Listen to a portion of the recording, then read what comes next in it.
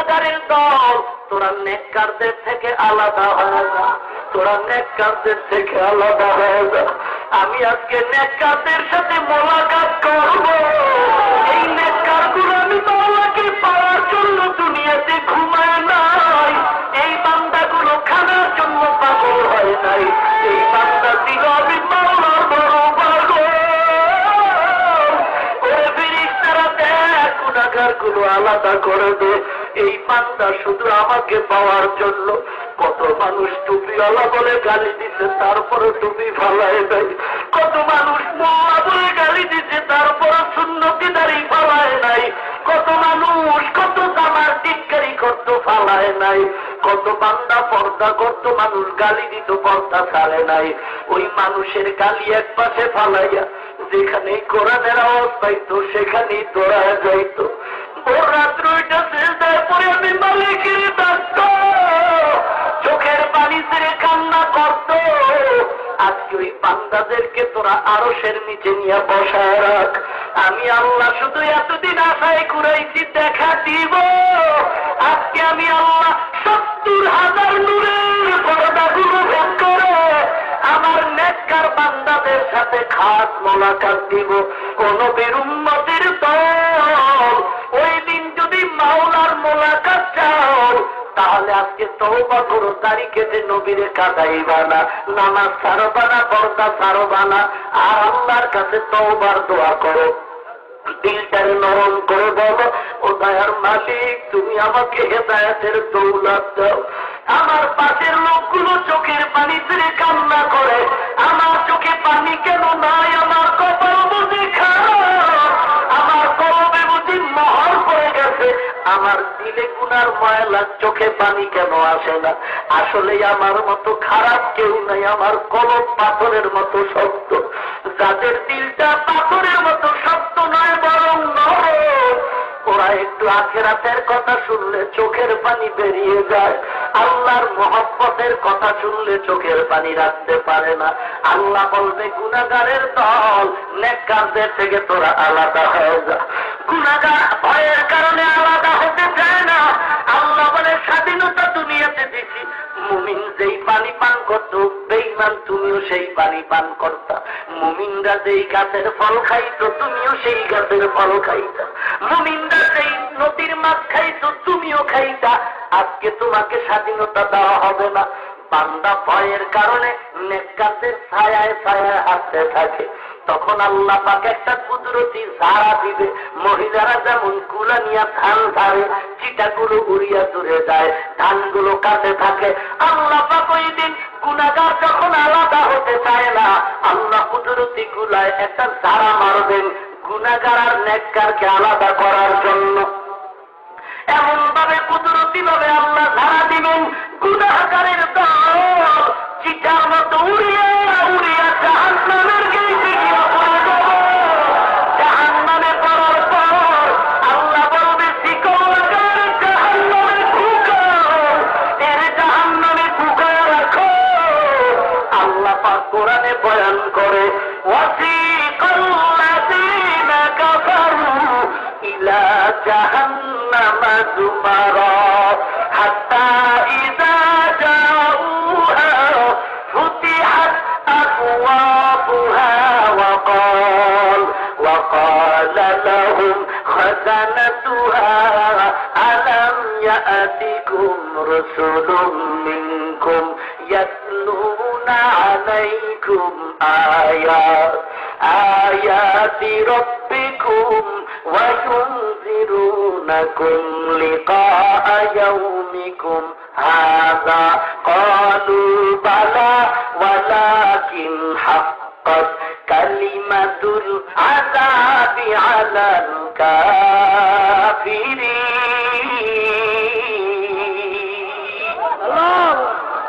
আল্লাহ পাকের ফেরেশতা জাহান্নামের দারোয়ানরা ওই গুনাহগারদেরকে ডেকে বলবে, আলাম ইয়াতিকুম রাসূলুম মিনকুম ইয়াতলুনা আলাইকুম আয়াত।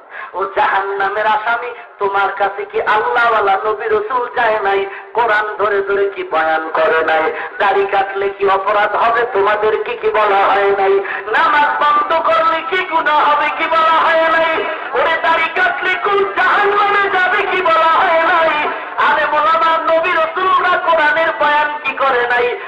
গুনাহগার বলবে কালু বালা, হ্যাঁ বয়ান করা হয়েছিল, কেন আমল করো নাই? বলবে অহংকারী করে বৃদ্ধাঙ্গুলি দেখাইছি। হুজুরদের কথা মেনে লাভ নাই, হুজুরদের কথা সব সত্য হবে না। হুজুর কান্না করে নামাজের জন্য আমি পড়ব না, মাস্তানি করব। কার শক্তি আছে আমাকে নামাজি বানাবে? হুজুরেরা বলে গান শুনবি না, আমি মাস্তানি করে গান বাজাবো, কে আছে বাধা দিবে? হুজুরেরা বলে পর্দা করো, আমি মাস্তানি করে পর্দা করবো না, কার শক্তি আছে পর্দা করাবে? ওই হাসরের ময়দান এমন এক কঠিন, আপন আপন বলতে কেউ নাই। আমল নামাজ দেওয়ার সময় মানুষ পাগলের মতো কান্না শুরু করবে, কারণ সবাই ভয় আমল নামাজ ডান হাতে আসে নাকি বাম হাতে আসে। ডান হাতে আসলে তো জান্নাত কোনো চিন্তা নাই, কিন্তু ভয় হলো বাম হাতে আসলে জাহান্নামে যেতে হবে। আর যার আমল নামাজ বাম হাতে আসবে, এটা স্বাভাবিক হাতে দেওয়া হবে না।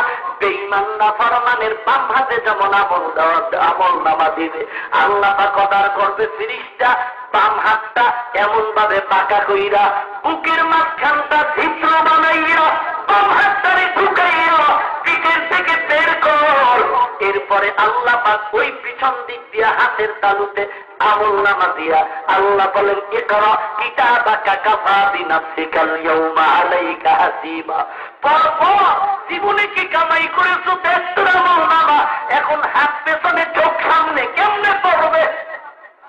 ফেরেশতারা বলবে রে মালিক, চক্ষু দুটো সামনে হাত পেছনে কেমনে পড়বে? আল্লাহ বলে বেঈমানের তাড়াতাড়ি দেরি না কইরা ওর ঘাটটারে ধইরা মোচড় দিয়া পেছনের দিকে নিয়ে যাও। এরপরে দেখায় দে কারা কিতাবাকা কাফা বিনাফসিকাল ইয়াউম, কাফা বিনাফসিকাল ইয়াউম আলাইকা হাসিবা। জীবনে কি আমল করছো? দেখ আমল নামায় কোন দিন কোন জমিনে অন্যায় করেছো, গোপনের দেখ দেখ সব লেখা আছে। ওয়াউজিয়াল কিতাব ফাতারাল মুজরিমিনা মুশফিকিনা মিম্মা ফি ওয়া ইয়াকুলুনা ইয়া ওয়াইলাতানা মা লিহাযাল কিতাব। এমন কঠিন হবে, আল্লাহ পাক বলেন আপন আপন বলতে কেউ থাকবে না। মা সন্তানকে অস্বীকার করবে, সন্তান মা বাবাকে অস্বীকার করবে। মা গিয়া সন্তানের বলবে একটা নেক দাও, সন্তান বলবে দুনিয়াতে অবশ্যই আমার মা ছিল, তবে তুমি যে আমার মা আমি তা কখনো বিশ্বাস করি না। কত মুসিবতে থাকলে সন্তান মাকে হারায় ফেলে, কত মুসিবতে থাকলে মা তার সন্তানের ভুলে যাবে। আল্লাহ এই কথাগুলো বলতে গিয়া আল্লাহর আদালত কেমন কঠিন হবে। কোরআন শরীফের ভিন্ন আয়াতে আল্লাহ বলেন ইয়াউমা ইয়াফিরুল মারউ মিন আখিহি ওয়া উম্মিহি ওয়া আবিহি ওয়া সাহিবাতিহি ওয়া বানিহি। কিয়ামতের ময়দানে ভাই ভাইকে ভুলে যাবে, মা সন্তান ভুলে যাবে, বাবা সন্তান ভুলে যাবে, বন্ধু বন্ধুকে ভুলে যাবে। আল্লাহ সিরিয়াল বর্ণনা করতে গিয়া মায়ের কথা আগে বলেন নাই, বাবার কথা আগে বলেন নাই, ভাইয়ের কথা আগে বললেন কেন? ইয়াউমা ইয়াফিরুল মারউ মিন আখিহি ওয়া উম্মিহি ওয়া আবিহি ওয়া সাহিবাতিহি ওয়া বানিহি। প্রথমে বললেন ভাই, তারপরে বললেন মা, তারপরে বললেন বাবা, তারপরে বললেন বন্ধু বান্ধব, তারপরে বললেন সন্তানের কথা। ভাইয়ের সিরিয়ালটা আগে বললেন কেন? আল্লাহ পাকের প্রত্যেকটা কথার মধ্যেই সবক নিহিত আছে। আল্লাহর কথা এত সুন্দর, ফায়দুল হাকিম লা ইয়াখলু আনিল হিকমা। হাকিমের কথা হিকমত থেকে খালি না। আল্লাহ পাক ভাইয়ের কথা প্রথমে এনে বুঝাইতে চায়। দুনিয়ার মানুষ তাকায় দেখ, দুনিয়ার জমিনে মা বাবা এত আপন, কিন্তু অনেক ক্ষেত্রে মা বাবাও দুর্বল থাকে, ভাইয়ের ব্যাপারে ভাই সবার আপন থাকে। দুনিয়ার জীবনে তাকায় দেখছো বড় ভাই ছোট ভাইয়ের মধ্যে কত সাত বেদির দ্বন্দ্ব থাকে। ছোট ভাই এমন ভাবে ভাইকে তিরস্কার করে, বড় ভাইকে দেখতেই পারে না। কারণটা কি? বড় ভাই কিচ্ছু বলে না, ধৈর্য ধারণ করে থাকে রে মুমিন। কারণ বড় ভাইয়ের দিলটা অনেক বড়, বড় ভাই অনেক কিছু সহ্য করতে পারে, ছোট ভাই সহ্য করতে পারে না। ওরে বড় ভাইকে ছোট ভাই জিজ্ঞাসাও করে না, আজকে চাকরি করে ছোট ভাই বড় ভাইয়ের খবর নেয় না। বড় ভাই ডাক দিয়া কয়, ছোট ভাই আমি তোর জন্য কত কষ্ট করেছিলাম, জীবনে লেখাপড়া করার ফাঁকে গিয়া হঠাৎ করে আমার মা বাবা বৃদ্ধা হয়ে গেল, এখন আমার মা বাবারে কামাই করার দরকার, খাওয়ানো দরকার। আমি আমার মা বাবাকে কামাই করিয়া খাওয়াই নাই, বরং কামাই করে তোরে লেখাপড়া শিখাইতে কত টাকা দিছি। ওরে ছোট ভাইয়ের কত প্রশ্ন বড় ভাইয়ের গায়ে লাগছে, আজকে ছোট ভাই বড় ভাইয়ের খবর নেয় না। লেখাপড়া করে চাকরি করে 50,000 টাকা বেতন পাইয়া বাড়ির মধ্যে বিবির জন্য ছেলে মেয়ের জন্য মার্কেট করে বাড়ি যায়। বড় ভাইয়ের ঘরের পাশে ছোট ভাইয়ের ঘর, ছোট ভাই নিজের ঘরে ঢুইকা দরজা জানালা আটকাইয়া মার্কেটের কাপড় চুপড় বিবিরে দিয়া কর, এটা তোমার বাজার, এটা ছেলের, এটা মেয়ের। ছেলে মেয়েরা বাবার দেওয়া জামা কাপড়িদের পরিয়া দৌড়ে দরজা খুলে গেছে কাকার ঘরের সামনে, ওখানে তো কাকার সন্তান আছে। কি হাসি ডাক দিয়া কয়, কাকা আমার আব্বু জামা কাপড় আনছে, আমাদের দিয়েছে। এইবার ওই কাকার ছেলেরাও কাপড় আমাদের কি তুমি দিবে না, আমাদের জামা কাপড় দিবে না। এইবার বড় ভাই গামছা মুখের সামনে নিয়ে চোখে নিয়ে কান্না করে আর বলে, রে মালিক এই ছোট ভাইয়ের লেখাপড়া শিখাইতে গিয়ে আমি লেখাপড়া করতে পারি নাই, ওর কাছে আমি টাকা চাই না, বাড়ি চাই না, এ যদি একটু আমার সন্তানের কিছু দিত, এই সন্তানের সামনে তো আমি লজ্জা পাইতাম না। সন্তানগুলো ভাই কোলের মধ্যে নিয়ে দরজায় মাওলার দরবারে কাঁদে আর বলে, সন্তান তোরা কান্না করিস। আল্লাহকে বলে, রে মালিক সন্তানের সামনে তুমি লজ্জা দিও না রে আল্লাহ, যা দরকার তুমি গাইবি খাজানার থেকে ব্যবস্থা করে দাও। ওরে মুসলমান নবীর উম্মত, ছোট ভাই বড় ভাইয়ের উপরে এত আক্রমণ, কিন্তু হঠাৎ করে রাত্র 3টায় বড় ভাই ঘুমের বিছানায় মোবাইলে রিং বাজতেছে, রিসিভ করে কানে শুনতেছে কান্নার আওয়াজ। বড় ভাই বলে, কে? কান্নার আওয়াজ দিয়া ছোট ভাই বলে, ও ভাই তুমি কই? আমাকে সন্ত্রাসীরা 3 রাস্তার মোড়ে মারতেছে। বড় ভাই মোবাইলটা ফালাইয়া একটা দৌড় দিতে, যতই দুশ্মনী থাক তার জানলা দিয়া ডাইকে বলে, মা আব্বা দোয়া করো আমার ছোট ভাই রে কারাগারি মারতে। বড় ভাই একটা দৌড় দিয়ে সামনে গিয়া হাত দিয়ে কয়, তোরা আমার ভাইরে মারবি না, পারলে আমাকে মার, আমাকে মার, খবরদার আমার ভাইয়ের গায়ে হাত দিবি না, কারণ ওরে এই মানুষ বানাইছে আমি ভাইয়ের কত খাম জড়ছে। ওরে নবীর উম্মতের দল, ভাইয়ের জন্য ভাইয়ের এত মহব্বত, যতই দুশ্মনী থাক বিপদে পড়লে সহ্য করার মতো না। ইউসুফ নবীর সব 10টা ভাই, ইয়াকুব নবীর 2 ছেলে ইউসুফ আর বিনিয়ামিন, ওদিক দিয়া আগের ঘরের সন্তান 10 জন। এরা দেখতেছে আমরা এত বড় দল, এত শক্তিশালী, আব্বা শুধু ছোট শিশু ইউসুফের এত মহব্বত করে কেন? মাথাটা গরম হয়ে গেল, ইউসুফের প্রতি হিংসা শুরু হয়ে গেল। গোল বৈঠক করলো ইউসুফের কি করা যায়, সিদ্ধান্ত নিল এ জমিন থেকে ইউসুফের হত্যা করা হবে। বড় ভাই 10 ভাইয়ের মধ্যে যে বড়, তার নাম হলো ইয়াহুদা। বলে, খবরদার তোরা ভাইটারে মারার দরকার নাই। বড় ভাইয়ের ভিতরে দিলটাও বড়, কারো কষ্ট সহ্য করতে পারে না, ডাক দিয়া বলতেছে, ও ভাই পারলে তোরা দেশান্তরি করে দে, কিন্তু সন্তানদের হত্যা করার দরকার নাই। এইবার সিদ্ধান্ত নিয়া বাবা ইয়াকুবের সামনে সবাই দাঁড়ানো, ডাক দিয়া বলে, বাবা এই ছোট শিশু ইউসুফরে এত আদর কেন করেন? ইয়াকুব নবী চোখের পানি ছেড়ে কান্না করে বলে, ও সন্তানেরা আমি বেইনসাফি করি না রে সন্তান, আমি একমাত্র এই সন্তানের আদর করি, কারণ ওদের মা নাই।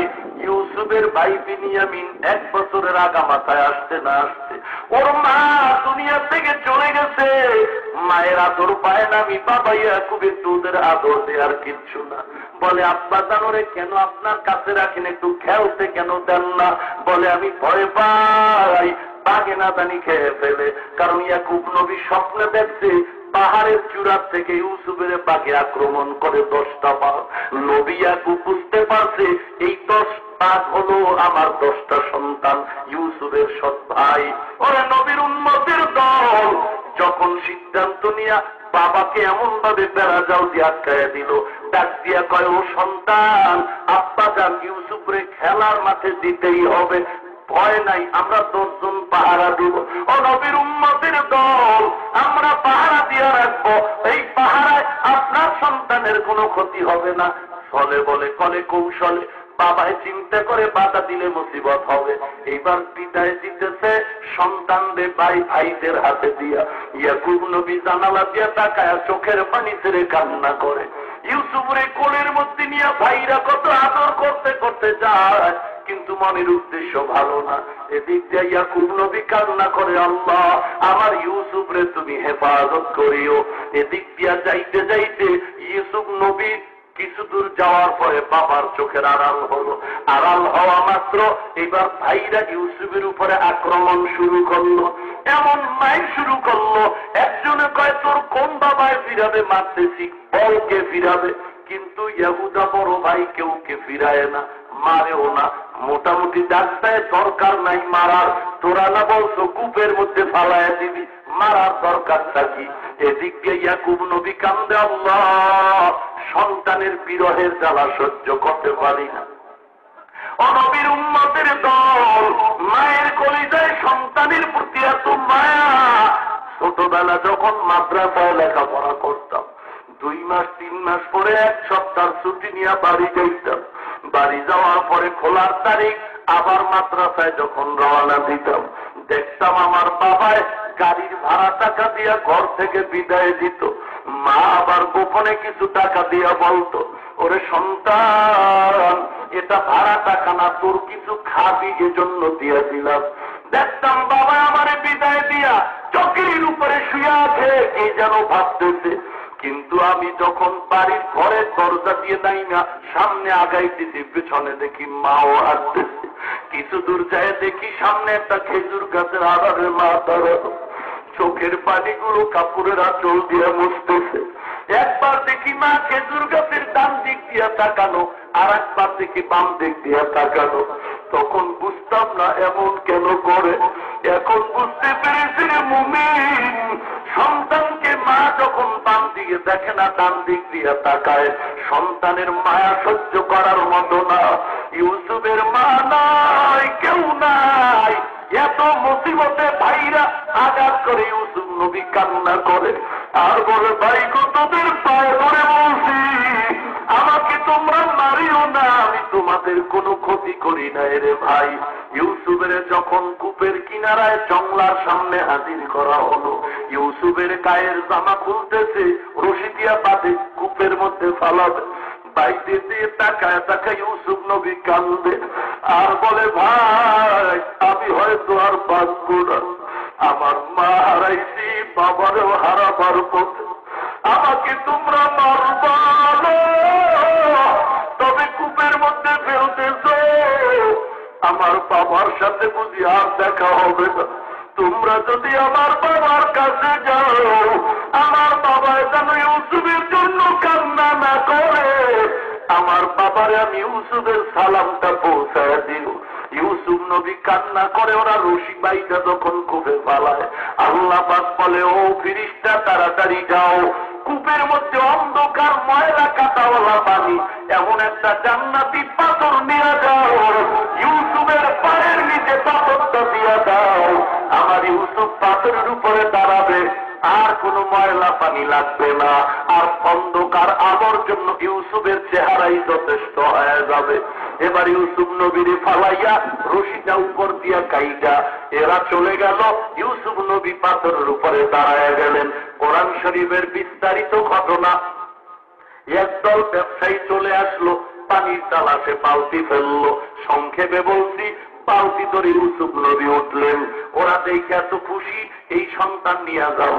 এদিক দিয়ে 9 ভাইয়ের খবর নাই, কিন্তু ওই বড় ভাই ইহুদা ফাঁকে ফাঁকে গোপনে আইসা ইউসুফের খবর নেয়, মাঝে মাঝে নাস্তাও দেয় গোপনে।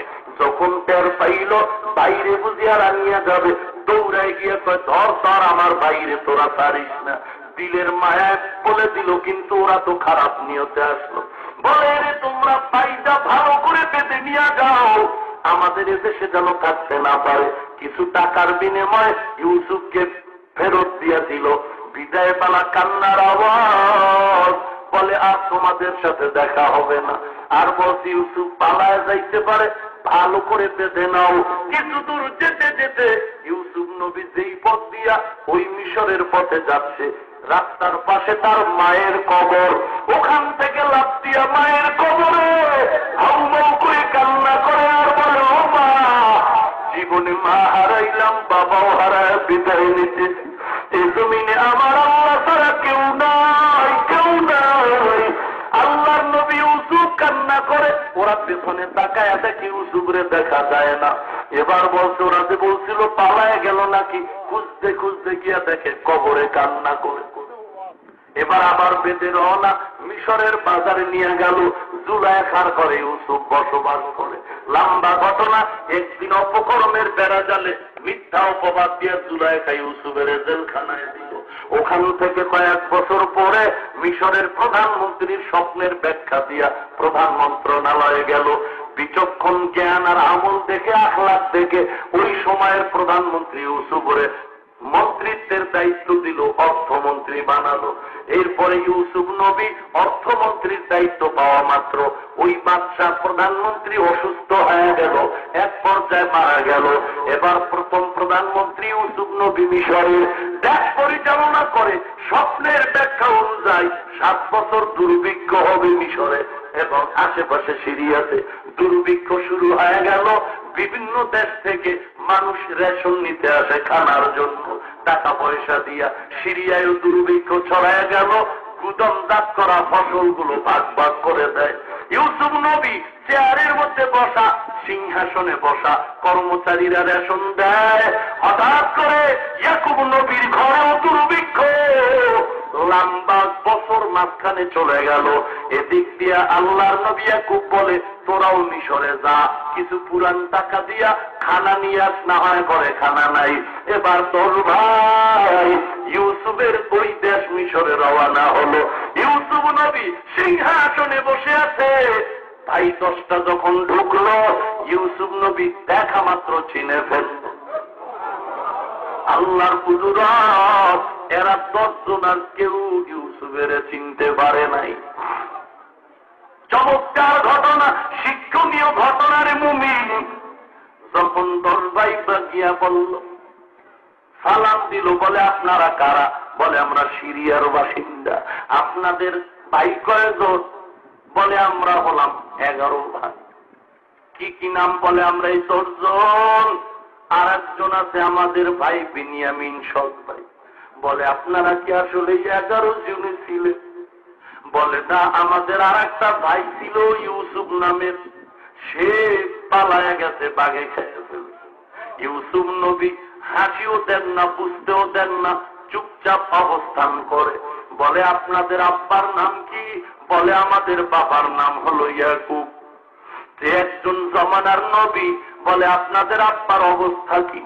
এবার 10 ভাই চোখের পানি ছেড়ে কান্না করে বলে, ও দেশের বাদশাহ, আমাদের বাবা আজকে সেই ইউসুফের জন্য কান্না করতে করতে দীর্ঘ বছরে এখন অন্ধ হয়ে গেছে, চোখে কিছুই দেখে না।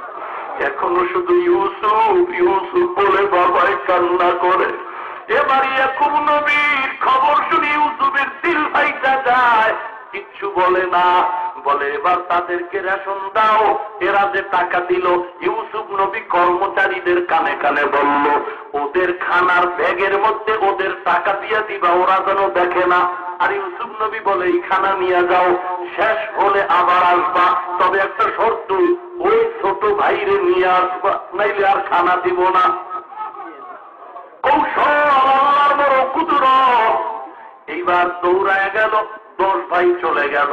বাড়িতে খানার ব্যাগ খুলে দেখে আমাদের দেওয়া টাকা ফেরত পেয়ে গেলাম। এইবার কয়, আব্বা যান, বাদশা বড় ইনসাফগার বাদশা, আমাদের টাকা ফেরত দিছে। ও বাবা, এই বাদশা বড় অনেক ভালো, আমাদের বেশিও দিতে অন্যদের তুলনায়। আব্বা জান আবার যাইতে বলছে, তবে একটা শর্ত, বিনিয়ামিনের নিতে বলছে। যদি না দেন তাহলে আর খানা দেওয়া হবে না। ইয়াকুব নবী কান্দে আর বলেও, সন্তান আমার ইউসুফের হারায়া আজও কান্না করি, আবার বিনিয়ামিনের দিয়েও না জানি আমার জীবন শেষ হয়ে যায়। এবার বলে শপথ করে বলছি বিনিয়ামিনের ক্ষতি হবে না। খানা শেষ হয়ে গেল, এইবার নতুন ভাবে বিনিয়ামিনের নিয়ে মিশরে রওনা। মিশরের বাজারে এবার বাবায় বলল, তোরা একই গেট দিয়ে ঢুকবি না, প্রধানমন্ত্রীর কয়েকটা গেট আছে, এক একজনে এক এক গেট দিয়ে ঢুকবি, ঢুইকে তোরা সালাম দিবি, ব্যবহার খারাপ করবি না। এবার বিনিয়ামিন নিয়ে 11 জন রওনা হয়ে গেল। মিশরের গেইটে গেইটে ঢুকার পর এইবার ইউসুফ নবীর সামনে দাঁড়ানো, আমরা সেই 10 ভাই আর আমাদের সেই সব ভাই হলো বিনিয়ামিন। ইউসুফ নবী তাকাইয়া বহু বছর পর ছোট ভাই দেখা পায় কলিজার মধ্যে বড় আনন্দের জোয়ার, কিন্তু ভাইদের সামনে কান্দারও সুযোগ নেই। এইবার ইউসুফ নবী বলে, আপনারা রাতের মেহমান, 10 ভাইয়ের জন্য এক একটা খাট তৈরি করেছে, এক এক রুমে 2 খাটে 2 জন করে ঘুমাবে। এইভাবে এক এক রুমে 2 জন, 5 রুমে 10 জন হয়ে গেল। এইবার ইউসুফ নবী কৌশল করে বলে, আপনারা তো 5 রুমে 10 জন, আপনাদের এই ছোট ভাইরে কই রাখবেন? আলাদা এভাবে একজন আর রুম তো নাই। আপনারা যদি মনে কষ্ট না নেন, এই ভাইটারে আমার সাথে রাত্রে রাখতে চাই। 10 ভাই বলে, রাইখা দেন, কোনো বাধা নাই। এইবার 10 ভাইরে রুমের মধ্যে রাইখা ইউসুফ নবী বিনিয়ামিনের কোলের মধ্যে জড়াইয়া, এইবার ইউসুফ নবী তার রাত সিংহাসনের কিনারায় রাত প্রসাদে দুইকা, রাত্রে আর ঘুম নাই, ঘুম নাই। আমার বহুদিনের সাক্ষাতের সে আপন ভাই বিনিয়ামিনও জানে না এই সেই আমার বড় ইউসুফ। রাতের বেলা কথা বলে, ডাক দিয়ে কয়, বিনিয়ামিন তোমার বাবার অবস্থাটা কি? বিনিয়ামিন কান্না করে বলে, ইউসুফের জন্য বাবায় কান্না করতে করতে চোখ সাদা হয়ে গেছে, কিচ্ছু দেখে না। বলে, তুমি আমারে চিনো? বলে, না আমি চিনি না।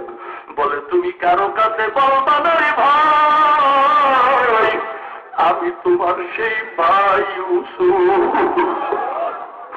এইবার ভাই গলা ধরে কান্না করে, ভাই গো তোমার জন্য আমার বাবার খায় না, ঘুমায় না, কান্না করতে করতে চোখ বাবার সাদা হয়ে গেল।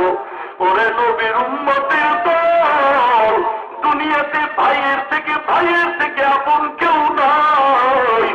আল্লাহ সেই দিকে ইঙ্গিত করে বলেন, কিয়ামতের ময়দানে সবার আগে সেই আপন ভাই ভাইকে ভুলে যাবে, কেমন কঠিন মুসিবত হবে। ও নবীর উম্মতের দল, পায়ে হাত রেখে বলি রে যুবক, আল্লাহর মহব্বত নিয়ে আর অন্যায়ের কাছে হাত বাড়ায় না। আমরা টুপির কারণে, দাড়ির কারণে কওমি মাদ্রাসায় পড়েছি, কওমি মাদ্রাসায়, যেই মাদ্রাসায় পড়লে চাকুরি পাওয়া যায় না, সার্টিফিকেট নাই। আরে বাবা, না তো আমরা না খায়া থাকি না। কোন বাঘের বাচ্চা থাকলে দাঁড়ায় বলো, মাদ্রাসায় পড়ে চাকরির অভাবে, সার্টিফিকেটের অভাবে, কোন টুপিওয়ালা কারি সাপ, মাওলানা হাফেজ সাপ বিবির খানার জন্য ভিক্ষা করে নাকি? না না, কেউ ভিক্ষা করে না। বরং তুমিও 3 বেলা খাও, আমরা ওলামায়ে কেরাম টুপিওয়ালারাও 3 বেলা খাই। তোমরাও ঘুমাও, আমরাও ঘুমাই। তোমাদের বিয়া শাদী সন্তান আছে, আমাদেরও সন্তান আছে। বরং তোমাদের থেকে আমাদের ঘরে সন্তানাদি তুলনামূলক বেশি, কারণ তোমরা নাপাক ট্যাবলেট খাও। মুসলমান নবীর আদর্শওয়ালারা ট্যাবলেট খায় না। তোমরা স্লোগান দাও, ছেলে হোক মেয়ে হোক, 2 সন্তান যথেষ্ট, একটা হলে ভালো হয়, না হলে আরো ভালো। আর আমরা নবীর হাদিস দিয়া বলি, যত সন্তান বেশি হবে ততই নবী খুশি হবেন। ওরে নবীর উম্মতের দল, তোমরা মনে করছো সন্তান বন্ধ করে দিবা। দুনিয়ার ট্যাবলেট যেদিন থেকে চালু হলো, আসমান থেকে আল্লাহর কুদরতি ট্যাবলেট চালু হলো, ওই দিন থেকে একত্রে 2 সন্তান, একত্রে মায়ের গর্ভে 3 সন্তান, একত্রে মায়ের গর্ভে 4 সন্তান, একত্রে মায়ের গর্ভে 5 সন্তান, একত্রে 7টা পর্যন্ত ইতিহাস প্রমাণিত। ওই নবীর উম্মতের দল আল্লাহর সাথে পাল্লা দিয়ে কেউ আগাতে পারে নাই। অতএব মাস্তানি ছাড়ো, তওবা করো, নবীর আদর্শের মালা গলায় পড়ো। এ টুপি আমার নবীর আদর্শ, কেন দ্বন্দ্ব করো? আমি পাপ করলেই টুপি মাথায় দিয়ে বয়ানে বসছি, একটা গালিও তো কাউকে দিলাম না টুপির ব্যাপারে, হিংসাও নাই কসম আল্লাহর। আমি লম্বা গোল জামা পরেছি, অন্য জামাওয়ালাদের আমি হিংসা করব, মদিনার আদর্শ না। আমি কওমি মাদ্রাসায় পড়েছি, অন্য প্রতিষ্ঠানকে আমি হিংসা করব, গালি দিব, এটা মদিনার আদর্শ না। ও নবীর উম্মত এত হিংসা কেন, এত দ্বন্দ্ব কেন? টুপি নিয়া নবীর আদর্শের সুন্নত রাখো, দাড়িটা লম্বা করে দাও, আমার নবীর কাঁদায় না। আমার নবী 63 বছর কোন দাড়িবিহীন লোকের চেহারার দিকে তাকান নাই। 24টা ঘন্টার সেকেন্ডে সেকেন্ডে দাড়ি কামানেওয়ালার গুনাহ লেখা হয়। ওই নবীর উম্মতের দল চোখের পাওয়ার থাকে না, যৌবন থাকে না। হেদায়েতের মালিক আল্লাহ, নামাজে দাঁড়াইছো, দাড়ি কাটার গুনাহ লেখা বন্ধ নাই। বাইতুল্লাহর গিলাফ ধরে লাব্বাইক বলো, দাড়ি কাটার গুনাহ লেখা বন্ধ নাই। কোরআন শরীফ খুলে তেলাওয়াত করো, দাড়ি কাটার গুনাহ লেখা বন্ধ নাই। ওরে নবীর উম্মতের দল, ও যুবক, রক্তের গরমে কত আর মাস্তানি করবা? তোমার মতো যুবকের লাশ অভাব নাই। পত্রিকার পাতায় যুবকের লাশের খবর, বাসের নিচে যুবকের লাশ, পানির নিচে যুবকের লাশ, ঘুমের বিছানায় যুবকের লাশ। ও নবীর উম্মতের দল, একটু অন্তরকে বুঝাও। তোমার মতো দাড়িওয়ালা নামাজি যুবক চাকরি করে, ব্যবসা করে, কোটি টাকার মালিক আছে না? আমার মতো হুজুর না, তোমার মতো জেনারেল লাইনের শিক্ষিত যুবক দাড়িওয়ালা নামাজিরে আবার পুলিশ বিডিআরের অভাব নাই। তোমার মতো যুবক দাড়িওয়ালা নামাজি কৃষি কাজ করে, ব্যবসা করে, ড্রাইভারি করে, শ্রমিকের কাজ করে, অভাব নাই। তোমার মতো দাড়িওয়ালা নামাজি যুবক র্যাব, আর্মি, পুলিশ বিডিআর অভাব নাই, ওসিডি, সিএসপি অভাব নাই। তুমি কেন পারবা না? জবাব হলো তোমার কপালটা পড়ে গেছে। এখনো সময় আছে, তওবা করো, দিলটারে বুঝাইতে থাকো। আমার মতো যুবক দাড়িওয়ালা ব্যবসায়ী যদি হয়, আমি কেন পারবো না? আমার মতো যুবক দাড়িওয়ালা ড্রাইভার থাকলে আমি কেন পারবো না? ও নবীর উম্মতের দল, গলায় চুরি আসবে, জীবনে দাড়িতে অস্ত্র লাগাবো না। দাড়ির মধ্যে অস্ত্র লাগা, আমার নবীর কষ্ট দিয়ে ওনারে আশিকের দল। বেঈমানরা আমার নবীরে কম কাতান কাজায় দেয়, নবীরের জন্মভূমি থেকে পর্যন্ত তাড়ায় দিল, থাকতে দেয় নাই তার বংশের দুশমন। আমার নবী যেদিন হিজরতে মদিনায় রওনা, ঘর থেকে বেরিয়ে নবী যায়, হাঁটতে হাঁটতে অন্ধকারে আবু বকরের ঘরের সামনে আসতে ডাক দিলেন। আবু বকর লাব্বাইক ইয়া রাসূলুল্লাহ বলে হাজির। আল্লাহর নবী কান্না করে বলেন, আবু বকর, একটা ডাক দিলাম, তুমি কি ঘুমাও নাই? আবু বকর বলেন, আল্লাহর জাতের শপথ, যেদিন আপনি আমাকে বলতেন মদিনার পথে হিজরতের সাথী হতে হবে, যতই ব্যস্ততায় থাকি নবী, রাতের আধারে দরওয়াজার কিনারে দাঁড়িয়ে থাকি, একটা সেকেন্ডের জন্য ঘুমাই না। কারণ আমার নবী ডাক দিলে, জবাব না দিলে দুশমন আক্রমণ করবে। নবী যদি কষ্ট পায়, আমি আবু বকরের উপায় কি হবে? এই আশিকে রাসূলের দল নবীর জন্য কেমন আছে আর তুমি কেমন আছে একটু চিন্তা করো। আজকে নবীর মহব্বতে দাঁড়িয়ে রাখতে পারলা না, টুপি মাথায় দিতে পারলা না, দলাদলি করো আর তরিকা এত উড়াও, নবীর মহব্বতের খবর নাই। পীরের বিরুদ্ধে কথা বললে কষ্ট পাও, কিন্তু নবীরে যে গালি দেয় একবারও তুমি কষ্ট পাইলা না। যদি কষ্ট পাইতা, তাহলে এই জমিনে সকল অপরাধীদের বিচার হলো, নবীর দুশমনের বিচার কেন হলো না? আশেকের দলেরা জবাব দাও। নবীর উম্মতের দল, যাও তুমি পীরের দরবারে যাও, আমিও পীরের মুরিদ, বাধা দেই না রে যুবক। তুমি যেখানে পারো যাও, যাওয়ার দরকার আল্লাহওয়ালার কাছে। তবে তোমার সাথে একটু আবদার করি, কোনো হিংসার সাথে না, বিনয়ের সাথে বলতেছি। তুমি মাইজবান্দারে যাচ্ছ, আমি তোমাকে বাধা দেওয়ার কোনো ঝগড়া করার পক্ষে না। তুমি আজকে দেওয়ানবাগে যাচ্ছ, কেউ তুমি আগ্রসী যাচ্ছ, কেউ সুরেশ্বর যাইতেছ, যে যেখানে যাও আমি তোমাকে ঝগড়ার সাথে বলছি না। তোমার কাছে আবদার, তুমি তো জান্নাত তালাশ করতেছ, তুমি যদি জান্নাত তালাশ করো তাও তুমি মাইজবান্দারে যাইতে পারলা। তুমি আগ্রসী, তুমি মাইজবান্দার চন্দ্রপুরে তুমি যেখানে সেখানে যাইতে পারলা, বাইজিদের মাজারে যাইতে পারলা, আজমিরের মাজারে যাইতে পারলা, তুমি সব জায়গায় যাও। আমি তোমারে কোনো পক্ষের দলিল দিয়ে কোনো দাবি করি না, বিনয়ের সাথে বলছি তুমি একটু ঘুরতে থাকো, খোঁজো কোথায় জান্নাতের ঠিকানা পাওয়া যায়, যেখানে তুমি খুঁজতে থাকো খুঁজো। যদি সুযোগ পাও, তুমি না শিক্ষা সফরে কক্সবাজার যাও, একটু যদি পারো টাকা খরচ করে তুমি বিভিন্ন পীরের দরবারে ঘুরলা। আমার একটা দাবি হলো, তোমার মুড়ি ধরা লাগবে না, যদি একটু সুযোগ পাও চরমনের ময়দানে একটু যাইও, সুযোগ পাও অনুরোধ করি, মুড়ি ধবি না, মুড়ি ধবি না, একটু দেখতে যাবি কেন সেখানে এত চিল্লানের আওয়াজ।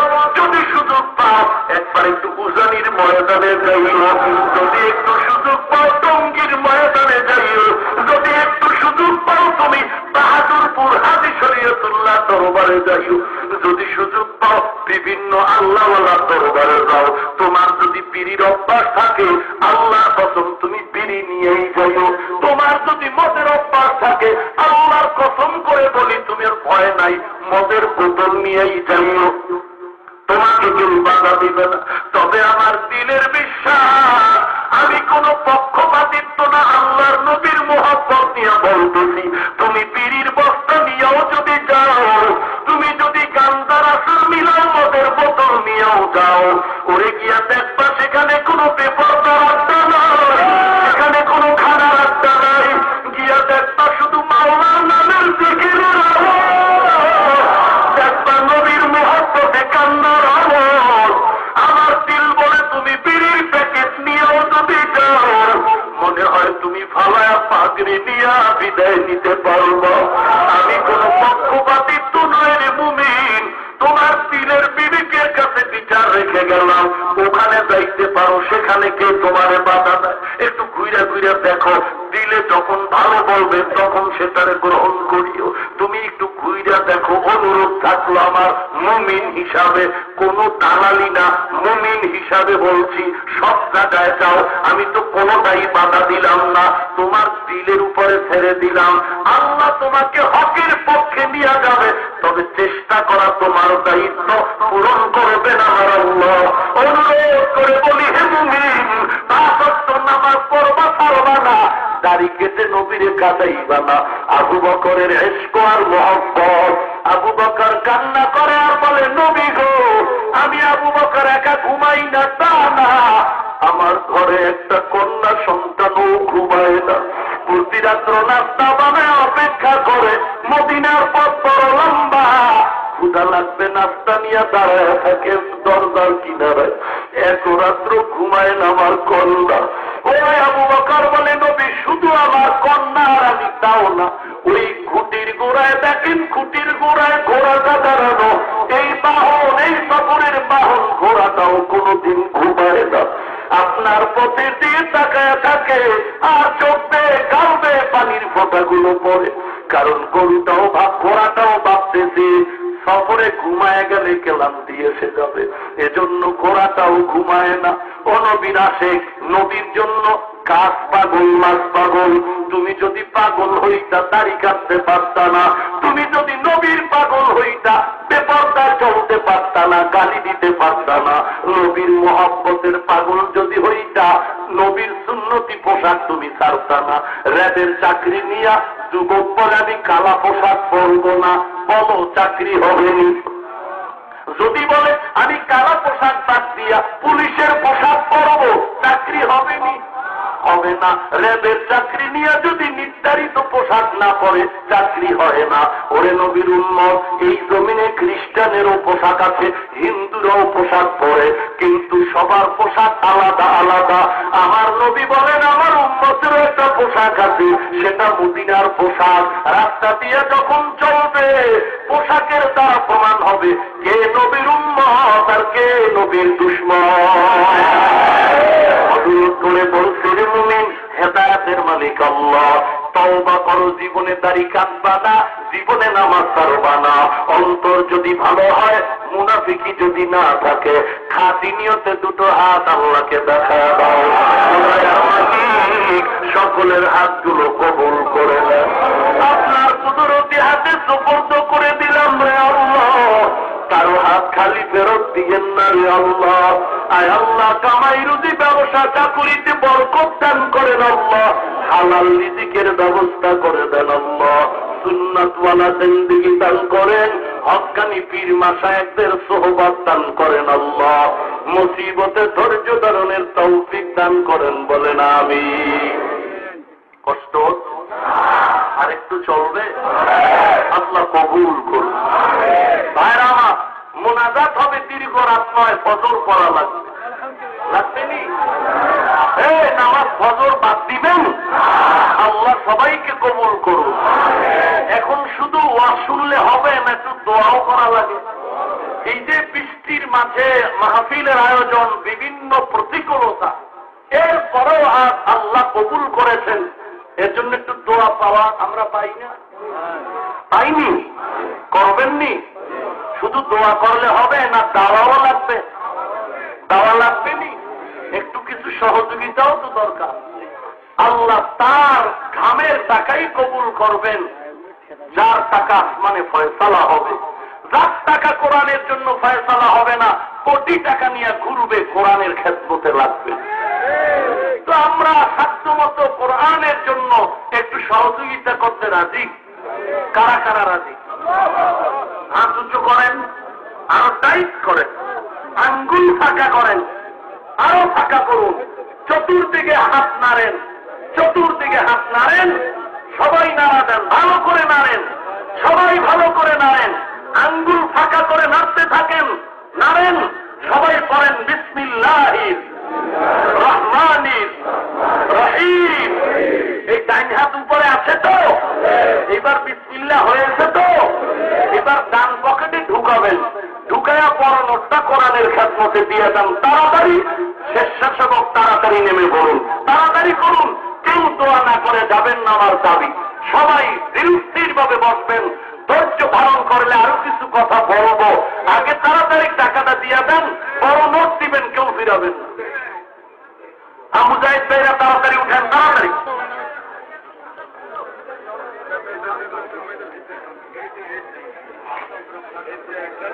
লম্বা ঘটনা কত, বসেন না কেন? বলেন নাকি আমাদের সদস্য হুজুর বলতেছেন ওই আবু আব্দুল্লাহর ঘটনা রয়ে গেছে, শুনবেন? সবাই শুনবেন? টাকা বাড়ায় দেন। আর যারা উঠাচ্ছেন শুধু তারাই দাঁড়াবেন, অন্যরা বসে যান। যারা বসে আছেন দাঁড়ানো ভাইদেরকে বসায় দিন, যারা বসে আছেন দাঁড়ানো ভাইদেরকে বসায় দিন।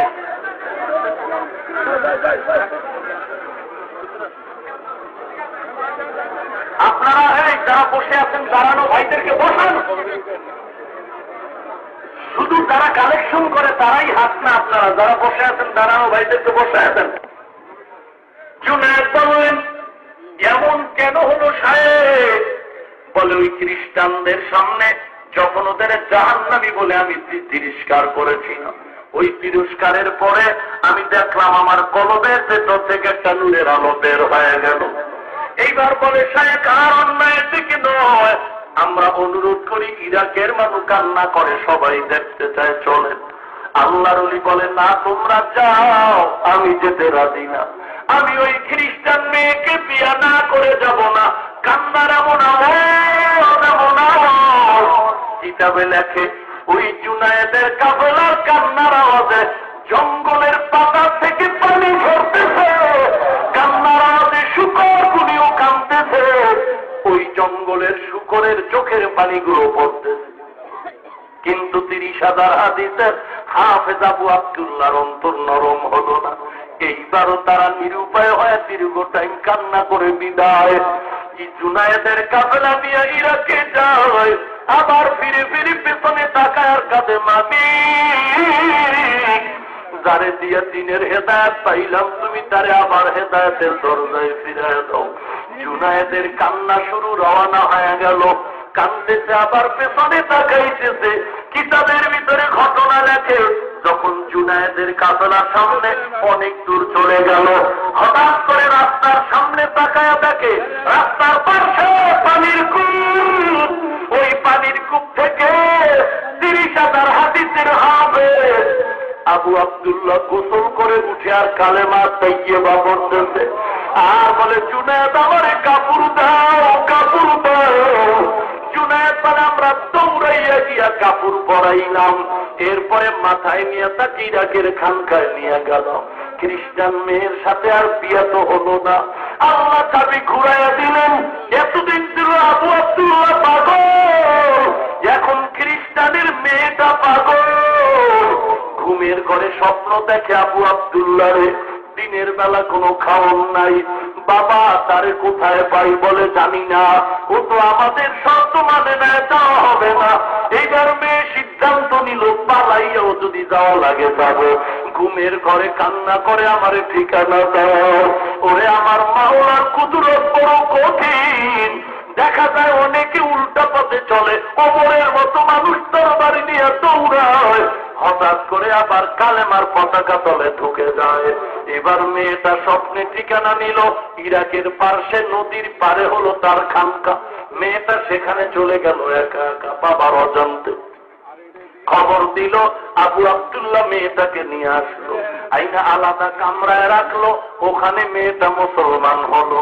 মুসলমান হওয়ার পরে মেয়েটাকে আলাদা সবক দিল, মেয়ে তুমি এখানে ইবাদত করো। মেয়েটা ইবাদত করতে করতে বিয়া হয় নাই। এক পর্যায়ে মেয়েটা অসুস্থ হয়ে গেল। অসুস্থ হওয়ার পরে মৃত্যু সজ্জায় মেয়েটা কান্না করে, কই আমার শায়েখের একটু দেখাও। আল্লাহর ওলি এবার তওবা করায়া চলে আসলেন। আল্লাহর বান্দি ইন্তেকাল হয়ে গেল। কিছুদিনের মধ্যে আবু আব্দুল্লাহরও ইন্তেকাল হয়ে গেল। জুনায়েদের কাফেলা শিবলি একদিন স্বপ্ন যোগে দেখে, কোথায় আমার শায়েখ আর কোথায় সেই নারী। দেখতেছে দুজনের ভেতরে এমন বিবাহের বন্ধনের আবদ্ধ হয়ে গেল, দুজন জান্নাতের মেহমান খানায় দুর্গতি।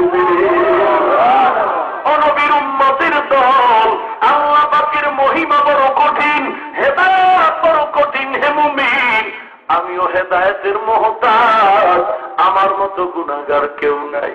আল্লাহ পাক সম্মান দিয়েছেন উলামায়ে কেরাম, মুরব্বিদের দোয়া।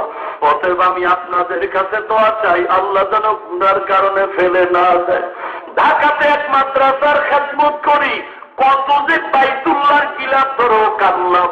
ছাত্ররা ওই সেদিন আসছি চট্টগ্রামে, গতকালকে কক্সবাজার টেকনাফ ছিল। ছাত্রদের কান্না, এত কষ্ট, খানায় গ্যাস নাই, লাকড়ির চুলা, ভাড়া বিল্ডিং। আল্লাহর কাছে এত দোয়া করি, নিজস্ব জায়গাও নিতে পারি নাই। এখন আবার ওলামায়ে কেরামদের মাধ্যমে একটা পরামর্শ করে জায়গা কিনার মতো টাকার একটা ব্যবস্থা নিয়ে সিদ্ধান্ত নিয়েছি। এক জায়নামাজ পরিমাণ জায়গার দাম হলো 11,000 টাকা। প্রায় 600 জায়নামাজের দরকার। আল্লাহর কাছে দোয়া করি, আপনাদের কাছেও দোয়া চাই, আল্লাহ 11,000 টাকার এক জায়নামাজ পরিমাণ সদস্যের যেন ব্যবস্থা করে দেয়। আপনারা যদি দোয়া করেন, আল্লাহ দিতে সময় লাগে না। পুরা মাদ্রাসার জায়গা কেন, মাদ্রাসা উঠাইয়া দেওয়ার মতো বান্দায় জমিনে আছে না নাই? আল্লাহ যেন দিলটা ঘুরায় দেন, আমাদের সবার হিংসা দূর করে এক ময়দানে, এক স্লোগানে, এক আওয়াজে, এক মনে নবীর আদর্শে চলার মতো তৌফিক দান করেন, বলেন আমিন। আলহামদুলিল্লাহি রাব্বিল আলামিন। ربنا ظلمنا أنفسنا وإن لم تغفر لنا وترحمنا لنكونن من الخاسرين রব্বানা আতিনা ফিদ দুনিয়া হাসানাতাও ওয়া ফিল আখিরাতি হাসানা ওয়া কিনা আযাবান নার। সবাই জিব্বা নাড়ায় আব্বা আম্মার জন্য দোয়াটা পড়ি, রব্বির হামহুমা কামা রব্বায়ানি সগীরা, রব্বির হামহুমা কামা। اللهم إنك عفو تحب العفو فاعف عني يا أرحم الراحمين يا أرحم الراحمين يا أرحم الراحمين اللهم بارك لنا في رجب وشعبان وبلغنا رمضان। উদয়ের মালিক গভীর রাত, কথা বলতে বড়ই কষ্ট পাই রে আল্লাহ। এরপরও আপনার বান্দা বান্দা এখানে কত কষ্ট করে বসে গরম, দাঁড়ানোর জায়গা অনেকে পায় নাই। কোরআনের বরকতে কেউ ময়দান থেকে যায় নাই, একমাত্র আপনার মহব্বতের কারণে এখানে আছে। সন্তান মাঠে খেলতেছে, এক পর্যায়ে মাঠে খেলতে গিয়া সন্তানের গায়ে ধুলা বালু লাগলো, দুর্বল হয়ে সন্তান এখন আম্মু বলে ডাকে, আব্বু বলে ডাকে, কোলে নাও। সন্তানের ডাক শুনে মা বাবা সন্তানের সামনে হাজির হয়ে গেল। এইবার সন্তান বলে আব্বু কোলে নাও, আম্মু কোলে নাও। সন্তানের শরীরের মধ্যে ধুলা বালু দেখে মা বাবা কোলের মধ্যে নিতে চায় না। সন্তান করুণ আওয়াজ দিয়া মা বলে যখন ডাক দিল, মায়ের দিলের মধ্যে বড় মায়ার জোশ এসে গেল। তখন মা বাবা ধুলা বালুর দিকে না তাকাইয়া হাতটা বাড়ায় কোলে নিয়ে চুমু খাচ্ছে। ও দয়ার আল্লাহ, আমরা দুনিয়ার খেলার মাঠে এসে গুনার ধুলো বালু দিয়ে শরীরটারে নাপাক করেছি। হাতের দিকে তাকায় দেখি গুনার ধুলা দিয়ে হাত নাপাক, চোখের দিয়ে তাকায় দেখি গুনাহের ধুলার দ্বারা চোখ নাপাক, জিহ্বার দিয়ে তাকায় দেখি গুনাহের ধুলার মাধ্যমে মুখ নাপাক, জিহ্বা নাপাক হয়ে গেছে। গুনাহের ধুলার দ্বারা দুইটা পাও নাপাক হয়ে গেল, গুনাহের ধুলা দিয়ে অন্তরটারে নাপাক করেছে। আয় আল্লাহ, এই ধুলা দেখে তুমি তারাইয়া দিও মেরে মালিক। দুনিয়াতে আলাদা কোনো দরওয়াজা নাই, আমরা তোমার দরওয়াজে সে মায়া করে আল্লাহ বলে ডাক দিলাম রে আল্লাহ। ধুলা বালু নিয়েও তুমি একটু কোলে তুইলা মাফ করে দাও। আয় আল্লাহ, গুনাহ দিয়ে তাকাইলে বড় ভয় পাইতেছে জাহান্নাম। আয় আল্লাহ, কবরের মাটির চাপ সহ্য করতে পারবো না রে আল্লাহ। মেহেরবানি করে সকলের গুনাহগুলো মাফ করে দেন আল্লাহ। মাহফিলের আয়োজন যারা করেছে, টাকা পয়সা পরামর্শ দিয়ে মাইক লাইট প্যান্ডেল দিয়েছে, সবাইকে কবুল করে। আয় আল্লাহ, যারা আসতে আসার নিয়তে আসতে পারে নাই সবাইকে বরকত দান করে। আলোচনার ভুল ত্রুটি ক্ষমা করে দেন। আয় আল্লাহ, আমল করার তৌফিক দান করে। সওয়াবটুকু কোটি গুণে বাড়ায় নবীর রওজায় পৌঁছায় দেন। আদম নবী থেকে আজ পর্যন্ত যত আউলিয়া কেরাম সাহাবা সুহাদা সবার রূপে পৌঁছায় দেন। আয় আল্লাহ তাআলা, জীবনে একবারও যদি হয় সুন্দর কাবা ও মদিনা জিয়ারতের তৌফিক দান করেন আল্লাহ। দয়ার মালিক, নবীজির ওসিলায় দোয়া কবুল করে নেন। ঘরে ঘরে কোরআন সুন্নাহর বাতি জ্বালায় দেন। মা বোনদের আবেদা জাহেদা পর্দা নিশি বানায় দেন। ছেলে সন্তান নেককার দিনদার বানায় দেন। আয় আল্লাহ, কোরআন ও হাদিসের ইলমের নূর সিনায় দান করেন আল্লাহ। ইলম ও হিকমত ও আমলের উচ্চ মাকাম দান করেন আল্লাহ। আয় আল্লাহ, কোরআন ও হাদিসের রুহানিয়াত দান করেন আল্লাহ। জবানের ভিতরে ইখলাস দান করেন, অহংকার মুক্ত জীবন দান করেন। যারা ব্যবসা করে, চাকরি করে, লেখাপড়া করে, পরীক্ষার্থী সফলতা দান করেন। অভাবীদের অভাব দূর করে দেন। ঋণগ্রস্ত ঋণ আদায়ের ব্যবস্থা করে দেন। সারা দুনিয়ায় শান্তি দান করেন। বাংলার জমিন শান্তির জমিন বানায় দেন। ঈমান ও দেশ রক্ষায় যারা জীবন দিল নাজাত দান করেন। এখনো যারা চেষ্টা করে কবুল করে নেন। প্রশাসনিক ভাবে যারা আইন শৃঙ্খলায় নিয়োজিত দিনের খাদেম বানায় দেন, জালিম মুনাফিক দুশমন থেকে হেফাজত করেন, ঈমান আমল মজবুত করে দেন, বাতিলের মোকাবেলায় বিজয়ী করে দেন, ইসলামের ব্যানার টানায় যারা ধোঁকা দেয় তাদের হেদায়াত দান করেন আল্লাহ। জিন শয়তান মানুষ শয়তান থেকে হেফাজত করেন আল্লাহ। সমস্ত মাদ্রাসা মসজিদ গুলো কবুল করে নেন, ইমাম খাদেম কমিটি ওস্তাদ ছাত্র কবুল করে নেন। আয় আল্লাহ তাআলা নবীজির ওসিলায় সকলের দোয়া কবুল করে নেন। মুনাজাতের পরে সবাই যার যার বাড়ি চলে যাবে। কেউ গিয়ে দেখবে মা সন্তানের অপেক্ষায় বসে আছে, এখনো ঘুমায় নাই। আর একদল আপনার গোলাম এই ময়দানে হাত তুলছেন রে আল্লাহ।